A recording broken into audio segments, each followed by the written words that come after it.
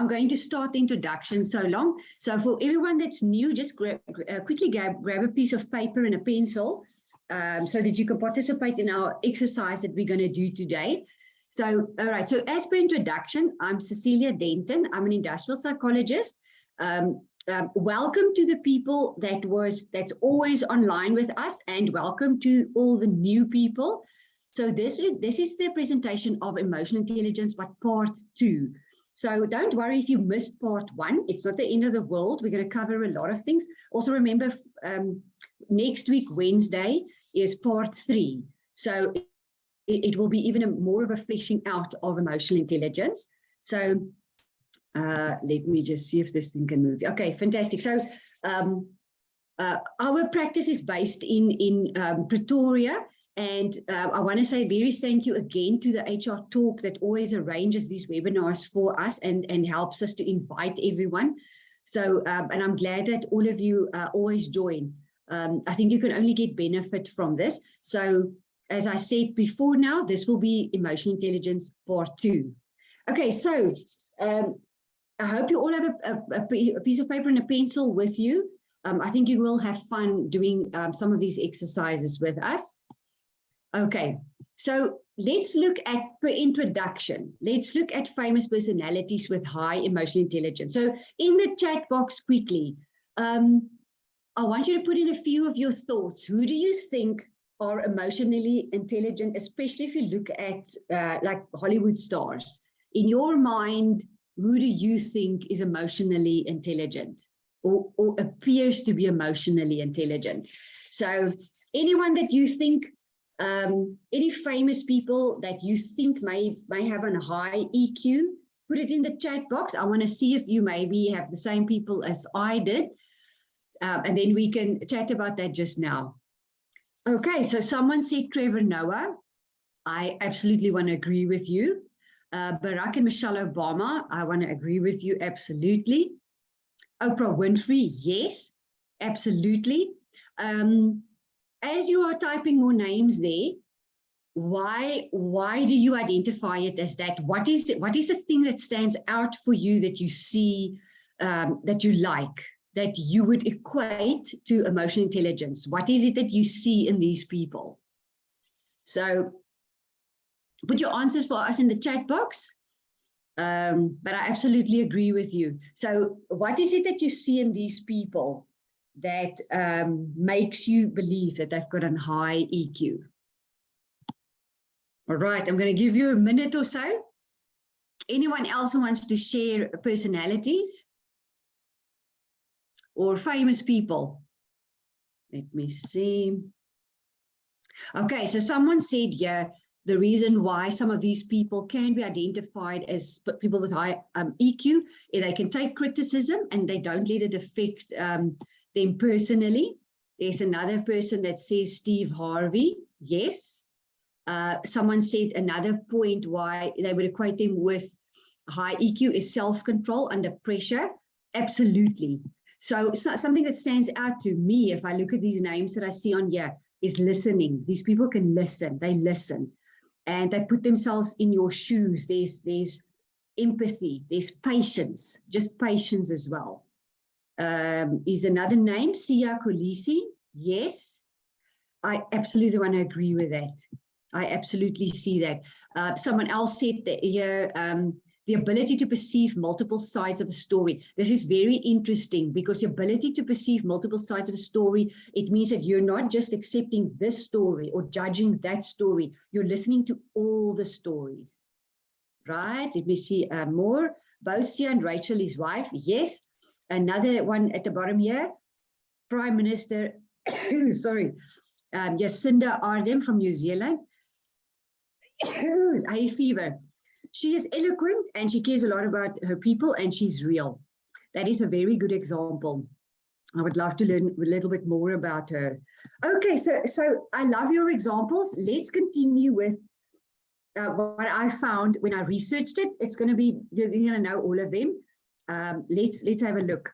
So Leonardo DiCaprio. So let's see why they say this. So at just 24, DiCaprio established the Leonardo DiCaprio Foundation that was committed to promote environmental awareness, especially global warming. The foundation has worked in over 40 countries and has 2 short web documentaries to its credit, Water Planet, and the other one is Global Warming. In 2016, he met the Pope and spoke about environmental issues. And he was so moved that the Pope actually agreed to act with him in a charity film. It's called Beyond the Sun, a record of sorts. So one would sometimes, he's interesting because if you do look at his girlfriends, he always has a very, very young new girlfriend. So you would sort of superficially, one would maybe look at it and say, what does that mean? But if you look a little bit deeper, he's actually done quite a lot. So one must look a little bit deeper into people and what it is that they offer as well. Okay, let's look at the second one, Keanu Reeves. Not a slave to the dollar. Keanu Reeves is known to be very humble. There has been multiple instances showing just how grounded he is, be it the news of him splitting his hefty paycheck with the film's makeup and special effects team during the movie Matrix, apparently, or waiting in queue to go into his own party. So Reeves is known to be a celebrity. He's in touch with his emotional side. So I wonder also if it goes hand in hand with being humble, and humble would go hand in hand with being real. So if you are real with yourself, doesn't that mean that you can accept, you can see and accept your own flaws, what you're good at and not good at? So someone asked whether the slides will be shared. Yes, we will share it with you afterwards. Okay. Another example is George Clooney.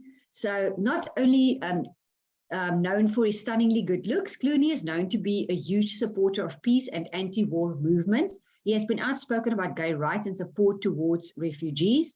He is one of the primary associates of the 100 Lives Initiatives, a project that remembers lives lost during the Armenian genocide. So Clooney also launched the Aurora Prize that awards those who risk their lives to prevent genocides and human atrocities. So it extends a little bit more to just feeling for other people as well. All right. And of course, Princess Diana, you must have known that she's going to be on the list. So arguably the most loved princess of her time, Diana showed great respect towards foreign cultures during her speeches. She vowed the world in 1989 when she visited the pediatric unit of the Harlem Hospital, where she spontaneously hugged HIV-positive children that led to the breaking of the global stereotype of the illness. So you all know that she did quite a lot. She did a lot in Africa and for people in general. So just a wonderful, wonderful, kind, but also humble person. Okay, so this is the test part that I told you about. So what I want you to do, I'm going to read questions to you. And you can score yourself on a scale from 1 to 10. So you're not going to get a score at the end of the day. I just want you to visibly see where you rate yourself. And be very open and honest with yourself in terms of these specific questions. You may be good at one, not so good at another one. Don't think you need to be perfect at all of them. I want you to become aware of them so that you actually can focus in on it, because you may not have known that that's a component of EQ. So this would be the 5 aspects that I'm going to ask you questions about. So the first one is your self-awareness. Second one, self-regulation, motivation, empathy, and social skills. So if you had to Google and research emotional intelligence, even if you had to do an emotional intelligence test, some of them would address similar but slightly different topics. So one would be zoom in more into your inter and intrapersonal skills. It would cover maybe things that's slightly different, like your decision making under pressure, or your problem solving under pressure. But for the most part, it all clusters under this type of umbrella. So whenever you Google it, you may find slightly different points. It's all the same. It's all similar. It falls under the same umbrella. Okay, let's start with self-awareness. So there's 3 questions. The first one is, so rate yourself on a scale from 1 to 10. I can recognize my emotions as I experience them. So I want to take a thing as simple as, you know, when you read an email, you open it and you see that the tone of the email is quite nasty, and you can actually feel your stomach drop, and you feel, you know, that tenseness that you feel when you see something snotty or angry or just rude or whatever.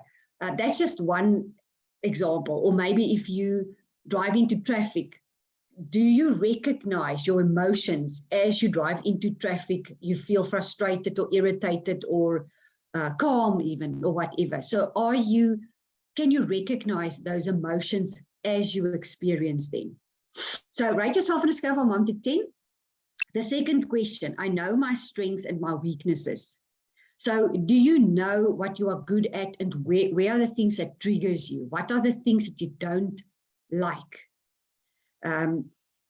So for example, if you are talking and people may interrupt you, maybe one of the things that you don't like is if when you get interrupted, so you may be rude or abrupt back.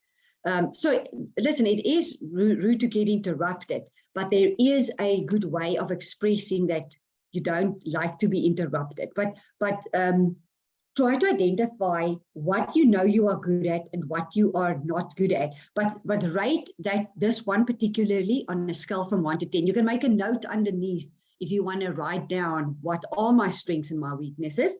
But for now, just score yourself. Do you know your strengths and your weaknesses? Then, are you likely to ask for people for feedback on what you do well and how you can improve? How shy or scared are you to ask for feedback and to learn in order to improve? So if you are too sensitive to criticism or feedback, you may avoid this thing altogether.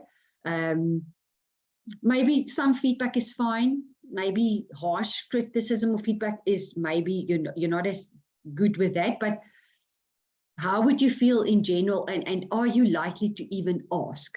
So while you're scoring yourself in this 1995 book, Emotional Intelligence, why it can matter more than IQ. Goleman, he was the writer of the book. He explained that people with high self-awareness are aware of their moods as they are having them.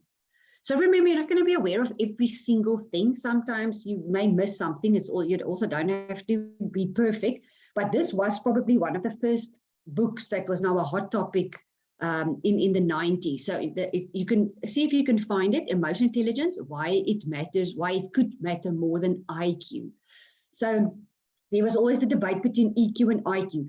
IQ, cognitively, that's very important. But if you don't understand what's going on with you and with other people, it will be like rowing a boat with only one oar. So if you've got a balance between both, and if you tell yourself, even if you open yourself up to be vulnerable, that's probably the thing that most people don't want to do. That is actually fine. It's normal.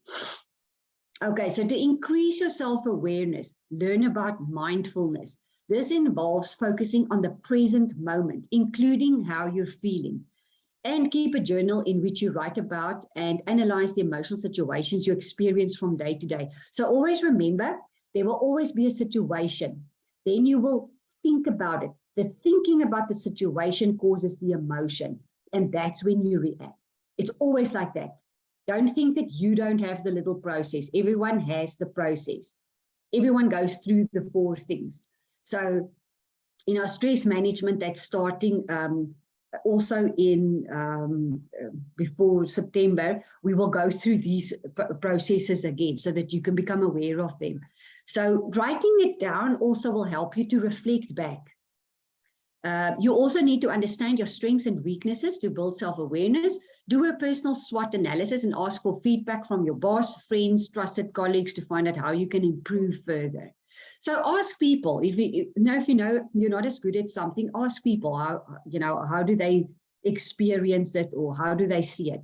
Be open to that. Just be open to it. Be mature enough to get that feedback. I just want to keep an eye on the time so that I do at least everything. So This is self-regulation. So this is the next 3 questions. So this one is about self-regulation. So firstly, score yourself on a scale from 1 to 10. Remember, 1 is very low and 10 would be high, it would be worse. So better, worse, but also remember, if you average, it's also fine. Average is also a good score. I lose my temper when I feel frustrated. So on a scale from 1 to 10, I lose my temper when I feel frustrated. The second question, I know how to calm myself down when I feel anxious or upset. Very good question. I know how to calm myself down when I feel anxious or upset. This would also include things like when you get a nasty email, to not just start typing response back, just step away, just let it sink in, just get clarity, just calm down and then respond. Just controlling yourself, regulating what you are feeling and how you're expressing it. This is why sometimes people with personality disorders, they struggle to regulate that. They would feel extreme emotions and it would just be all over the place, uncontrollable. So if you can regulate what you are feeling and how you are exiting it, you will actually, you can do it better. So there's a question. Let me just quickly see. All right. Yeah. Okay, so this person says being open to feedback is super important. A friend of mine told me that she had this very problem of interrupting people mid-sentence while they were talking, and she was never aware of this until the moment someone actually told her that she was doing it. And the extroverts often do it because they don't like uncomfortable silences. They actually think they're helping sometimes. And it was very hard for her to face the truth, but she took it in a positive way, never did it again. So it's not nice to always hear it. That's why we shy away from it. But sometimes it's just good to hear it instead of going through your life being known as the person who interrupts everyone or doesn't listen or whatever. You know, it's such a small little thing that you just adjust a little bit. You just polish the sharp edge. You don't even have to change a lot. The last question here, I find it difficult to move on when I feel frustrated or unhappy. That's that dwelling on the thing. You dwell on it, you can't move on. So score yourself on these 3. Be brutally honest with yourself. If you know you're not so great at something, it's only you that's going to see your answer. Then you can actually work on it. So self-regulation is about staying in control. To develop your skills in this area, learn how to manage your emotions effectively. So if you get angry, if you often get angry, note what triggers this feeling. So, and think about why this happens. So use techniques such as deep breathing to calm yourself down and give yourself time to pause before you respond to emails or requests, so you don't say something that you'll later regret. So often that is just a very good tip. Just step back and think and breathe. Breathing is really, people underestimate the power of meditation and breathing techniques. They really underestimate it. It's very, very powerful. So you may also be affected by other negative feelings and emotions such as anxiety and stress. So you do what you can to manage these feelings effectively. So accountability is another important element of self-regulation. Take responsibility for your actions and behaviors and make sure that you align these with your values. So the other thing is also when you experience extreme stress and you struggle to control it, or if you don't have coping skills, you know how much energy it eats up in you in a day. So it will benefit yourself if you tune into these things. If you can be honest with yourself and say, I need to think about this a little bit more. Why did this trigger me so hectically? Why am I feeling this? Or what has happened? What was it, what I was thinking? And how do I calm down? But this last one, I find it difficult to move on when I feel frustrated or unhappy. It may be that you still need to learn some resilience. A few punches in life ain't a bad thing. Become mentally more tough. You will also see that we've got a topic on this in one of the stress management courses. There's also going to be part 1, part 2, and 3, and it talks about mental resilience, just a little bit more resilience. If things happen, to just accept that, you know, that's just how it is. It's not personal, or life is tough. If there's anyone who wants to share their thoughts or their notes, or who's surprised by their own scores, you are welcome to share it. Let's go on to motivation. So firstly, I find it hard to focus on something over the long term. So I find it hard to focus on something on the long term. Then I feel that I don't enjoy my work. The third question here, I set long-term goals and review my progress regularly. Okay, so let's look at what that means. So self-motivation is strongly affected by our emotions. When you are distracted by your emotions, you may find it hard to see tasks through to the end. Once again, you can see there may be a little bit resilience that comes in here again, where you may give up, or you get tired, or the self-talk is very important. If you've got a lot of negative self-talk, you may stop, because you may feel that either you're not good enough, you're going to not make it in any way. But if you're distracted by your emotions, you may find it hard to see tasks through. If you are someone who don't see tasks through, remember, you can change it. If you know that you're not doing it, you can change it. You can stop it and change it. Some of these things are not hard to work on. As soon as you are aware of it, you can stop it and change it. So boost your motivation levels by developing self-discipline, and by looking for and celebrating small wins. Simple jobs that when you've completed them gives you a sense of self-achievement. So we often don't really celebrate the small wins. We sort of take it for granted. So get into a habit as well of patting yourself on the shoulder and saying, just look at what I've done this past week. Whether it's consistently getting up early in the morning and meditating, making your bed, organizing things in your home that's cluttered and deurmekaar and stuff. So doing little bits. So self-discipline is one of the things that will get you where you need to be. Small little steps. It's also when we want all of the big things right now. It's very infantile. What is the word? Is it infantile? I wonder if that's the word. It's immature to think that you want that success, bigger money, the best job, the achievement, whatever, if you want it right now. So we very much live in a world where I want it right now. And if I can't have it right now, I won't even start. I've seen people literally do that, where they don't even start a job because they're not prepared to start with a small little salary and build it up from there. They will literally do nothing before they do that. The only one that you are affecting is yourself.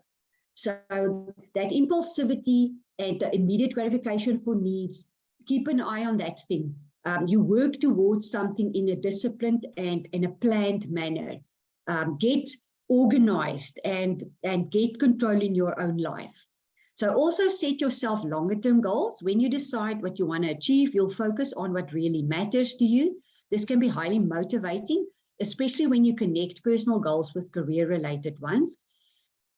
So if you're struggling to get motivated in your current role, take some time to rediscover your purpose. So what is your purpose? That is a good question. All right, let's move on to empathy.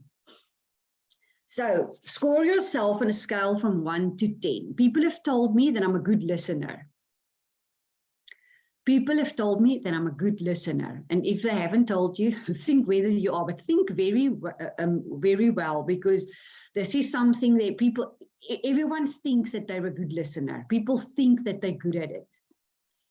You may not be as great as you think you are. To really, really listen is to almost be able to repeat it back. Because what we do, when someone tells us something, we're already concocting the feedback that we're going to give. We don't finish the listening.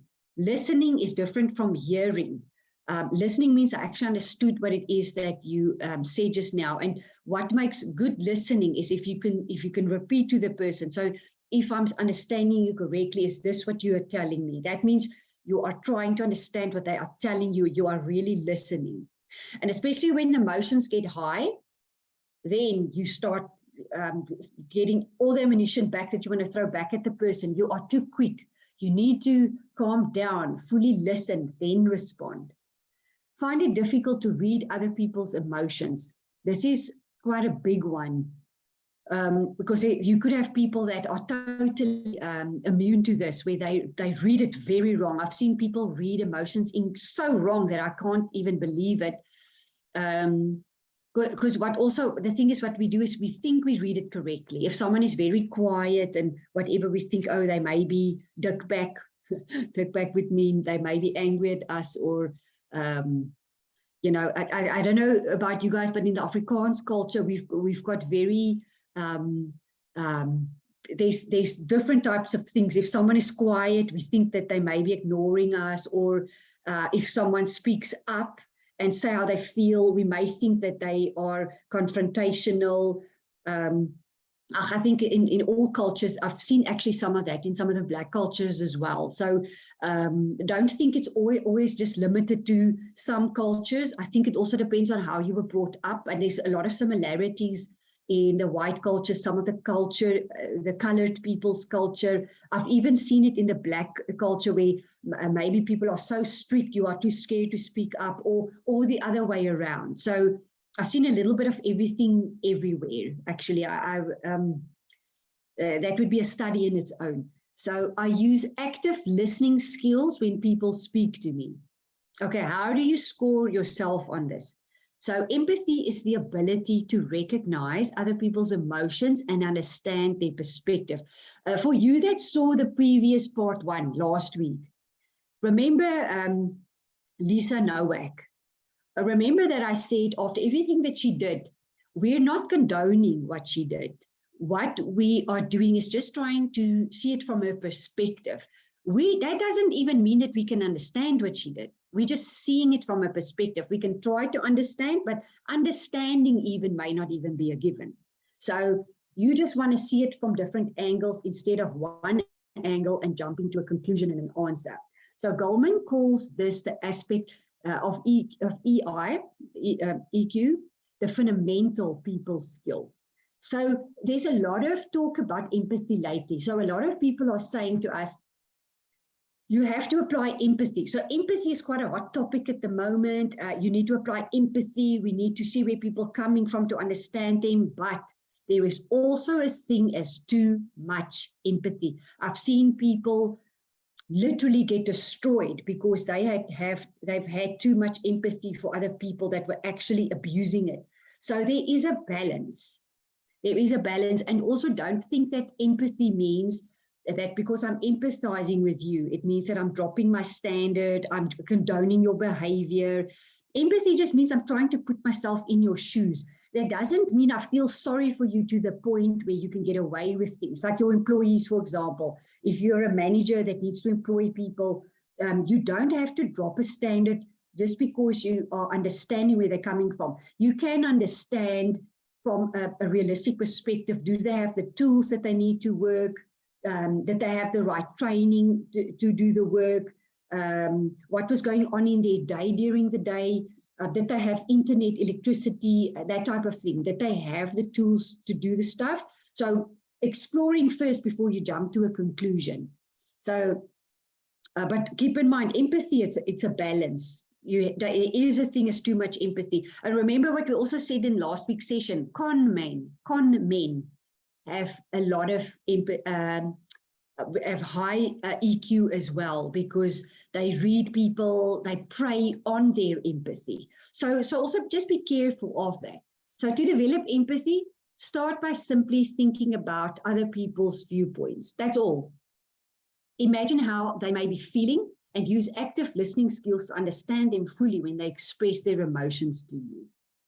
So remember, that doesn't mean that you are just accepting or condoning. What you are doing is you are thinking about their viewpoint and you're imagining how they could be feeling. So try not to interrupt or talk about your own feelings during the conversation. That's also a thing that's quite natural for people to do, is we want to relate back. And then we say, yeah, you know, it happened to me too. And when you're listening to someone, you don't want to talk about yourself. You want to first just talk about them. You can later refer to yourself. So there is someone made a note here, heard some great advice on the radio this morning. We struggle with good habits because the payoff is only in the future. However, bad habits is instant reward. Oh, that is so very true. that's the thing. A lot of people, especially nowadays, don't want to wait for the payoff, the investment towards the payoff. Okay, someone here said morning to you too. Yes, yeah, Dick back. Okay, Brene Brown is good at explaining empathy. We often confuse it with sympathy. So empathy does not necessarily mean feeling sorry to the extent of like doing things for people now instead of them doing it, like feeling so sorry for your children that's now supposed to leave the house and have their own life and grow independent. You may feel so sorry for them that you almost baby them into lack of self-sufficiency. So it's a very, very big problem if you sorry someone into the extent that they literally can't stand on their own feet. Then you're creating a problem. And then someone just asked if I can share the screen slides. Yes, we will. So Brene Brown is a very good book or person to, or her books is good to read. So really see if you can zoom in onto that. She also talks a lot about shame, because we feel shameful and we act on things like that. It's a long story. Find the book for you. So, all right, let's go to the next one, which is, okay, there's another one for empathy.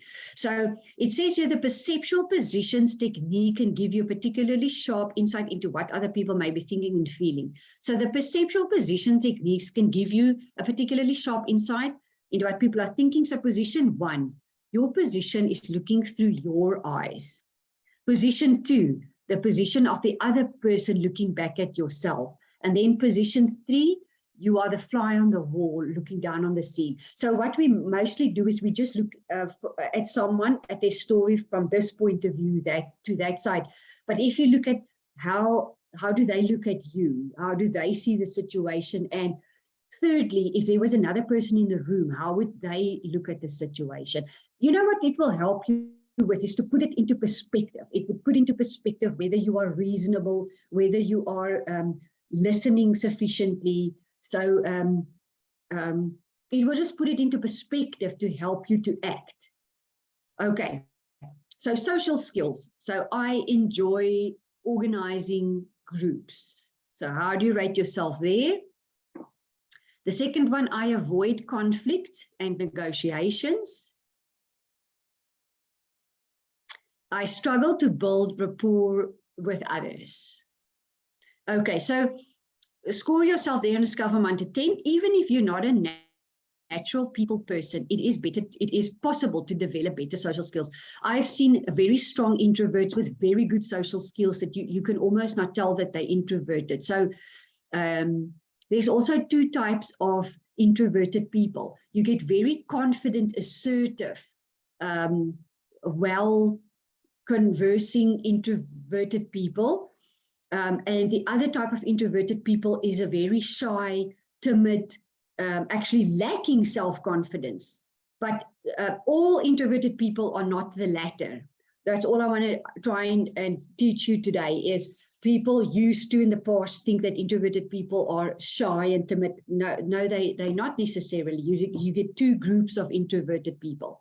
So you can also read up about this. And we misunderstand it as well. So even if you like to work alone, you don't want to see people, you don't like it, whatever, you can still have polished social skills. So don't shy away from negative situations. Learn how to deal with conflict and other difficult situations effectively. So this may also depend a lot on how you were brought up or your culture or whatever is. In some cultures, avoiding conflict and negotiations. It could come from anywhere if you don't like it. Yeah? So what you want to do if you want to avoid conflict, and a lot of people are like that, practice it a little bit. Practice it a little bit where if you've got something to say, it goes hand in hand with outspokenness. Little bits when you feel like you want to say something. Put something on the table little bits by little bits. You don't have to storm into a meeting and take over and, start like that. That's silly. do it little bits by little bits, because there is a reason why you avoid conflict, why you avoid to be outspoken, why you avoid negotiations. So if you know that's your weakness, it's okay, but you can practice it little bits, Try and explore why you avoid it, because most of the time it's because we want to avoid the consequence, or we fear the consequence. We fear maybe retaliation. We may fear people may discard our thoughts or laugh at us or reject it, or it's all not nice feelings.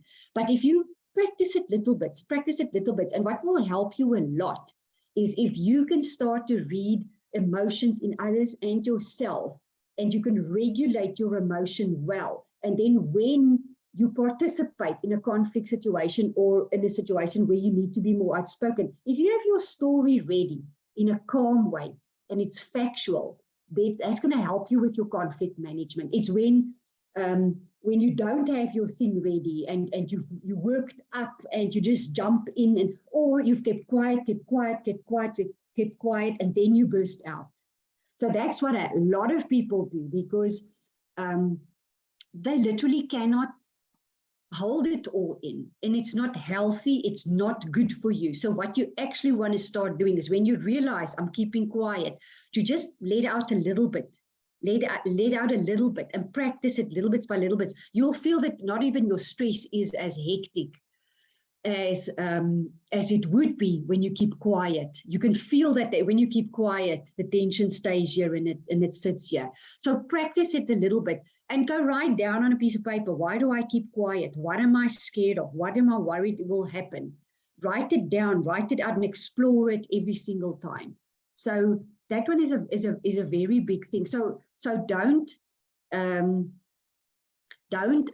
wait until you don't have any control anymore because you've waited too long and now you can't take it anymore. And remember, a lot of people do that. Don't be too worried about that or hard on yourself about that, but practice it a little bit. So there is another comment here. So being such a busybody on the chats, I love it. So please keep on chatting. But another great thing that I've learned is that we often judge ourselves on our intentions, but judge others by their actions. We should refrain from judging from the get-go. First, get the entire backstory before we decide to judge. That is literally what emotional intelligence is to listen and listen to the story, get the story before judging first. First, check what it's about and listening and looking at something without judgment.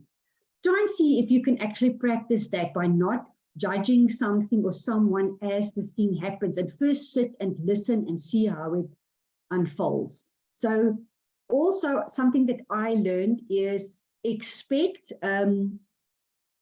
ignorance before malice. So ignorance means, the person didn't think, they didn't mean it because they didn't think before they were deviant and malicious. If we approach people like this, things will be much better for ourselves as well. So often if you explore the intention, then you see, that was not really the intention. So explore all those things. Okay, there's a last sentence here. If you're comfortable with social situations, work on building self-confidence. So start slowly, but then look for opportunities to practice your skills within bigger groups. So for example, you could offer to attend conferences on behalf of your team. And when you are in conferences or meetings, try to participate a little bit.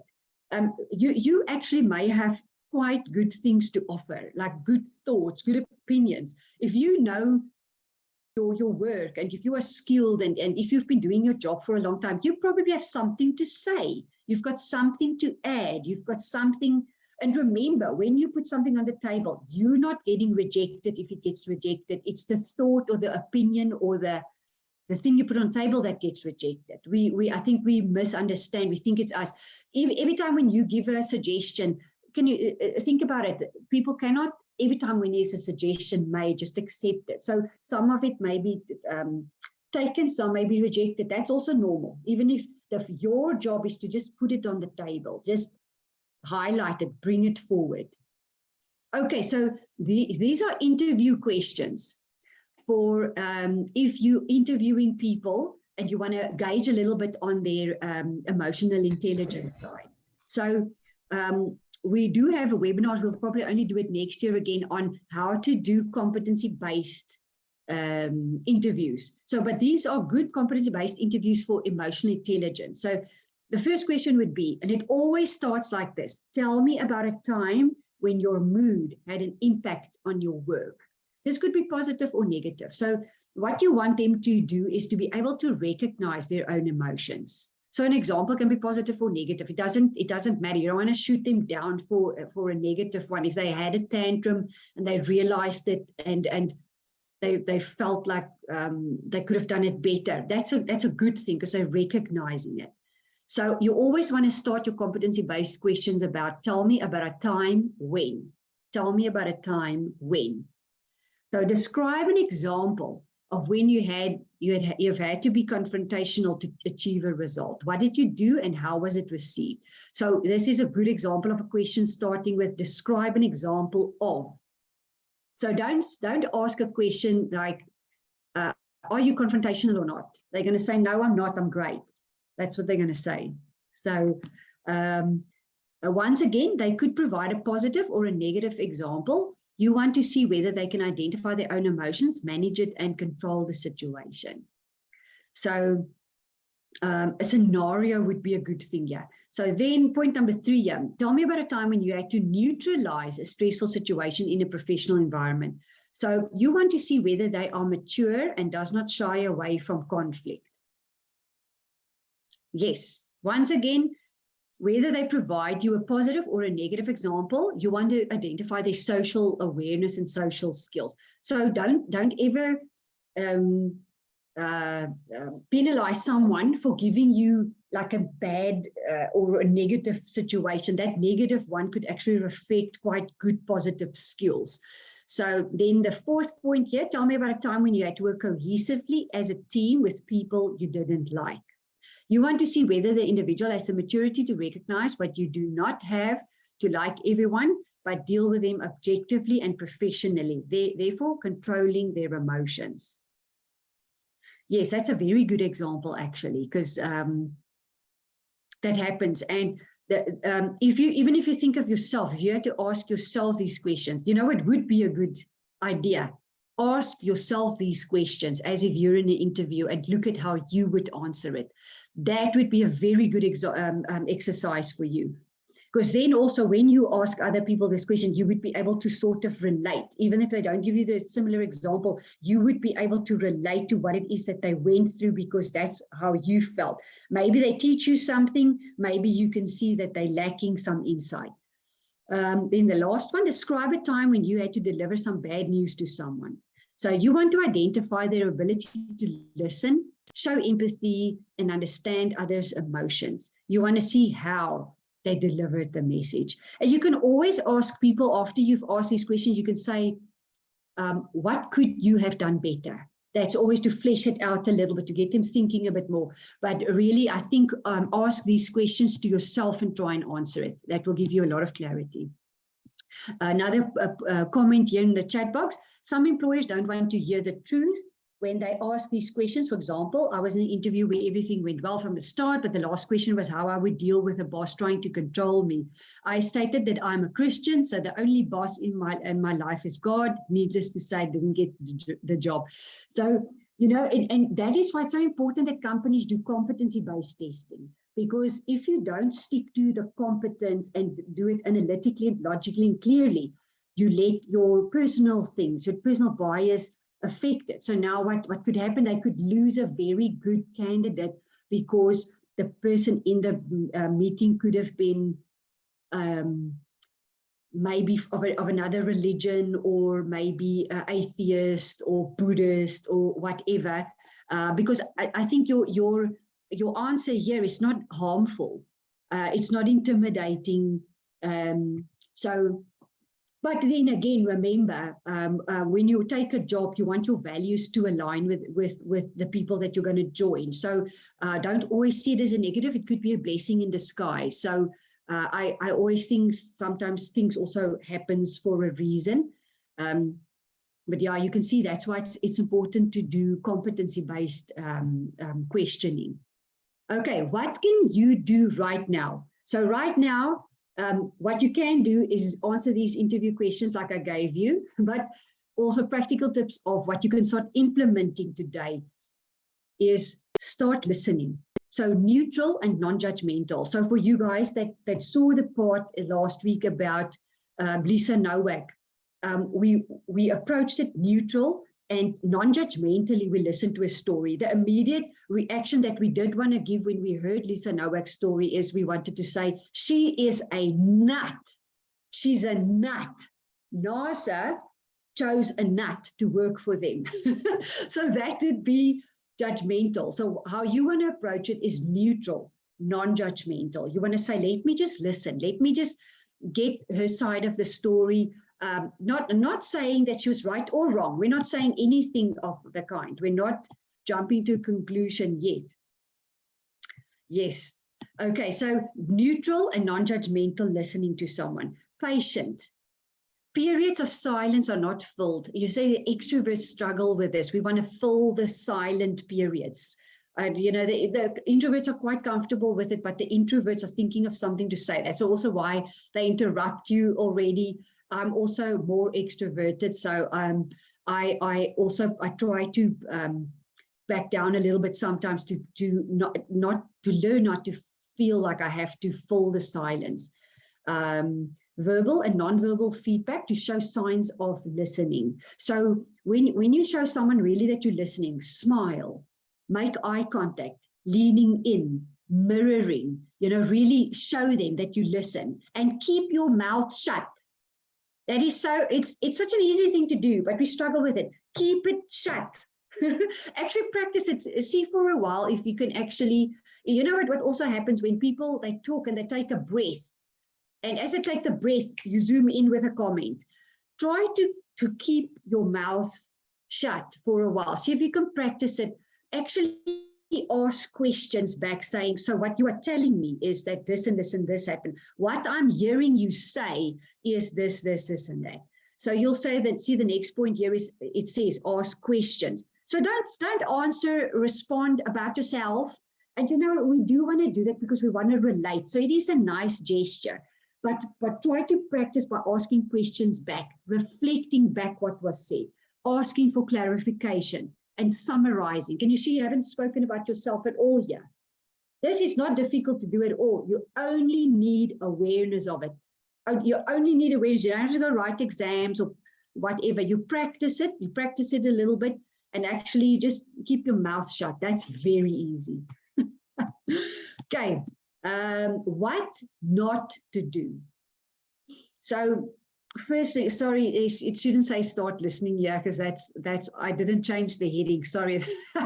What not to do is to start listening. Don't do that, please.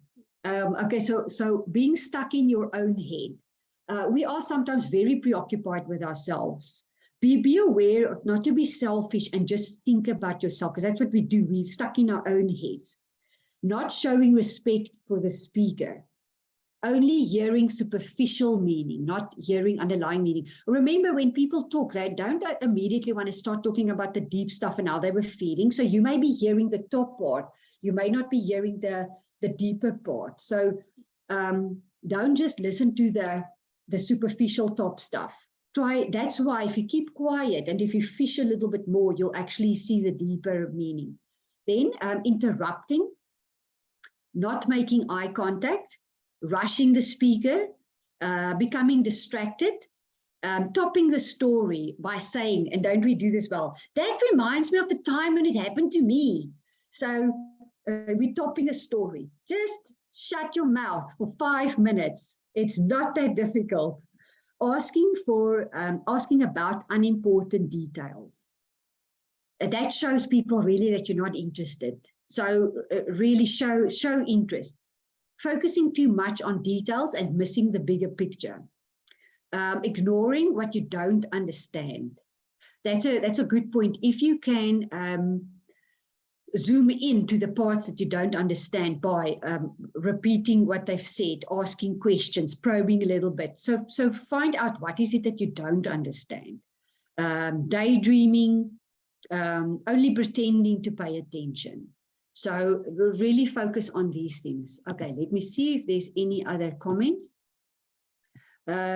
Someone says, yeah, I admit that my weakness is sort of the opposite of having to shut up. If I'm involved in my work, I find it difficult to take my focus off it and listen to my colleague who might have a comment or question. I'm very aware of that, and now there's the area of development of myself. So just as you talk too much, you could have the opposite, which is too quiet. So there will always be opposites, like, for example, too much empathy, too little empathy. So always remember the opposite, the principle of opposites. And but this is good, because if you can be aware of what it is that you do, and also be aware of your own derailing behavior. So what we test for in psychometry is we test personality and things like that. We also have a specific test that looks at derailing behaviors, and everyone has got them. So what is it that you do when your wheels come off, when the pressure is on, when you want to focus and you're starting to stress? So people can do a variety of things. You may start screaming. You may become totally quiet. You may become moody. You may become disengaged. You may become in your thoughts. You could become very quiescent or appeasing, highly accommodating, and that you do that to sort of make up for the fact that you're feeling stressed. So be aware of how you are different from a normal day versus, when the pressure is on. So you'll know when that comes. You will be able to identify when at work those times come when your thinking starts getting a little hectic. Then another exercise I want you to do is try from now on, every time when you make, during tea time or lunchtime, when you make a cup of tea or coffee, go sit outside under a tree or inside, it doesn't matter, but just alone, on your own. Try and see if you can drink your coffee in absolute quietness for 15 minutes. I can tell you now, a lot of people struggle with that. You make your coffee, then you fiddle on your phone for that 15 minutes. So you're actually not taking a break. You take that 15 minutes, you go sit back at your computer, or you eat your lunch in front of the computer. Try to take that 15 minutes break. See if you can actually tolerate being with yourself for 15 minutes. Then try and do it maybe for more than once a day. Leave the phone in the office and go see if you can actually do that. That would be a very good exercise. People laugh at me when I say that, or they get irritated. I think it's a very good exercise. Okay, and then do you have any questions for me? Is there anyone else wants to explore? We still have another 5 minutes left. I would like to know how you scored on the little test. Please share with us now if there was any surprises for you. Was there anything in there that you did not think is EQ? Were there things that's obvious? Obviously, there's things that are obvious, but were there any things that you thought of that you were not aware that actually equates to emotional intelligence? So please put it in the chat box. I'd like to hear from you. We've got 5 minutes left. This is our contact details. You can see it on the screen. We do psychometric assessment for when we place people in companies, and we look at a variety of things. One of the sub-components that we can look at is the emotional intelligence, like the interpersonal skills, the communication, your stress management, the emotional stability, that type of thing. So one can test for it. There's also a test available in South Africa that it's an EQ test, and you can actually get personal coaching using it. So I don't know if you know about it or heard about it, but there's really a few things that you can do. But the easiest, just go Google stuff. Google stuff, and don't just read one source. Read a variety of sources. Please don't go read one thing and then believe that's the truth. Be open-minded and question things as well. Okay, so is there no one who wants to share their scores? Either you all did very good or you're all shocked. So from my side, the questions just re-emphasized my own views on EQ principles. Okay, fantastic. So you recognized all of it. There were no surprises. That it also means that you know what it is. You know what it is, and just become more aware of it. So anyone else who wants to share anything? Okay, so if there's no one else who wants to tell us anything or shares anything after this, I will be sending out this presentation, you can either find it from myself or the HR Talk. You can see that our email address is on here. So please send me an email directly or ask HR Talk. They will be able to help you. Right. Okay. And everyone that's saying thank you, it's a pleasure. Remember, next week, Wednesday, is part 3. So we will probably repeat the whole process in next year. So remember, next week, Wednesday, we're finishing part 3 of the EQ. The Wednesdays after that, we're starting with stress management, part 1, part 2, part 3. So join us for that. You will find it very helpful. Okay, wonderful. Thank you, everyone. Goodbye. Hope you have a lovely day. Work hard and remember your 15 minutes coffee break. Bye-bye.